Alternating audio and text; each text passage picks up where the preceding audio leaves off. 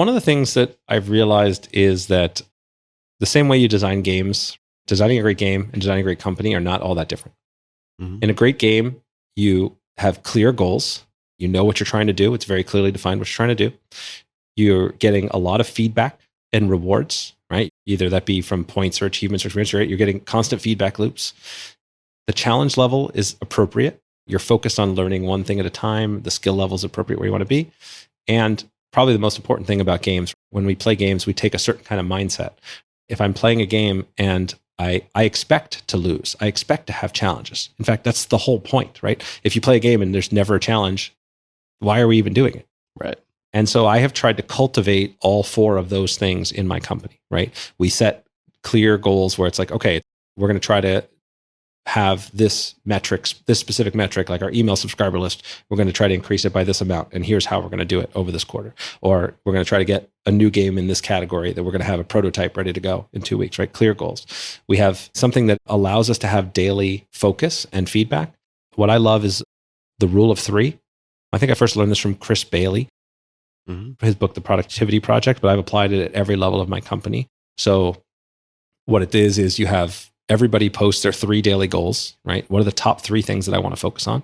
And 3 is really important because we all have an infinite laundry list of stuff to do, right? We're never going to finish our to-do list. But if you can finish your most important 3 things, you can make an enormous amount of progress. And we scale that to every level of the company. So every team, we have 3 weekly goals, we have monthly goals, we have quarterly goals. And so everything kind of scales down. And I even built this into my own like personal life. Like I have a thing, the Level Up Journal, which I've made, which I've got. It just has a journal that just fits in your pocket and has 3 goals, 3 habits, and then a little gratitude practice. And so every piece of it, by focusing on very few things and making those the priority, it makes a big difference. And then lastly, with the mindset, we set very aggressive goals and it's okay not to hit them. Right? Like a game, when you want to win, you take winning seriously, but you don't cry when you lose a game, right? You say, okay, what can we learn from this? How do we get better? And started to take that attitude and approach it. Sometimes easier than others, for sure, but like cultivating that mindset and focusing on what's important and making sure that the goals are clear and everybody knows what they are and you're moving day to day. That's how I structure the company. And it came from just the principles of design, applying them to what we do. And I found it to be really powerful.